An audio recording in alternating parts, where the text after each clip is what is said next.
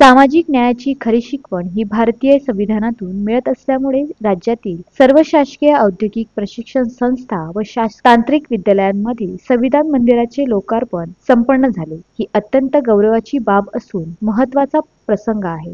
भारतीय संविधानातील स्वातंत्र्य, समता व बंधुता या मूलभूत घटकांविषयी प्रशिक्षण घेत असलेल्या विद्यार्थ्यांना माहिती व्हावी हा उपक्रमाचा मुख्य उद्देश आहे। संविधान मंदिर हे राज्यघटनेबाबत जागृतीचे प्रतीक असल्याचे प्रतिपादन खासदार डॉक्टर अनिल बोंडे यांनी यावेळी केले। कौशल्य रोजगार, उद्योजकता व नाविन्यता विभाग व व्यवसाय शिक्षण प्रशिक्षण संचालनालय यांच्या संयुक्त विद्यमानाने मुंबईच्या एल्फिन्स्टन तांत्रिक विद्यालय येथे आयोजित कार्यालयात उपराष्ट्रपती जगदीप धनखड यांच्या हस्ते संविधान मंदिराचे लोकार्पण करण्यात आले। तसेच राज्यातील 434 ITI मध्ये स्थापित संविधान मंदिराचेही उपराष्ट्रपती यांच्या हस्ते एकाच वेळी आभासी पद्धतीने लोकार्पण करण्यात आले। मुंबईतील कार्यक्रमात राज्यपाल CP राधाकृष्ण, कौशल्य विकास, रोजगार व उद्योजकता मंत्री मंगल प्रभात लोढा, केंद्रीय सामाजिक न्याय राज्यमंत्री रामदास आठवले, विभागाचे सचिव गणेश पाटील व अमरावतीच्या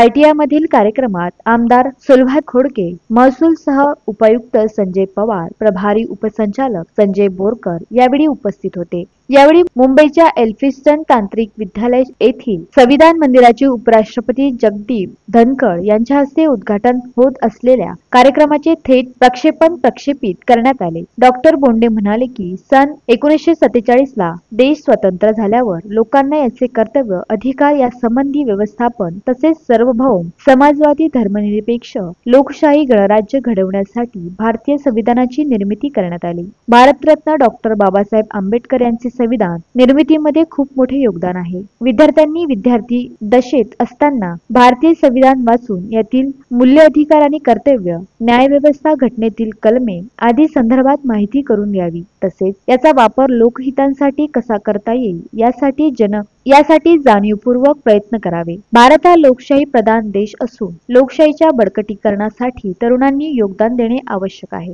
देश सुरक्षित करावयाचा असल्यास देशाच्या चतुर्सीमा सुरक्षित करणे आवश्यक आहे। यासाठी तरुण-तरुणींनी भारतीय लष्करात भरती होऊन देशसेवा करावी असे आवाहन त्यांनी यावेळी केले। ITI मध्ये प्रवेशित विद्यार्थ्यांना भारतीय राज्यघटनेने विषय इत्थंभूत माहिती व्हावी यासाठी संविधान मंदिराची निर्मिती करण्यात आली। विद्यार्थ्यांनी संस्थेत प्रवेश करतेवेळी घटनेतील उद्देशिकेचे नियमितपणे वाचन करावे। यातील प्रत्येक शब्दाचा अर्थ समजून घेऊन तो आचरणात आणावा। राज्यघटनेतील महत्त्वाच्या पैलूंवर खोडके यांनी प्रकाश टाकला। लोकशाहीच्या सक्षमीकरणासाठी विद्यार्थ्यांनी योगदान द्यावे असे आवाहन आमदार खोडके यांनी यावेळी केले। राज्यातील प्रत्येक ITI मध्ये संविधान मंदिराची निर्मिती करणे ही अतिशय सुंदर कल्पना असून विद्यार्थ्यांनीही आपले करिअर करताना याचा उपयोग करून घ्यावा। अशा कार्यक्रमातील महत्त्वाच्या वक्तव्याच्या विचारणातून प्रेरणा घेऊन योग्य मार्ग निवडून चांगले भविष्य घडावे असे मार्गदर्शन आयुक्त पवार यांनी केले।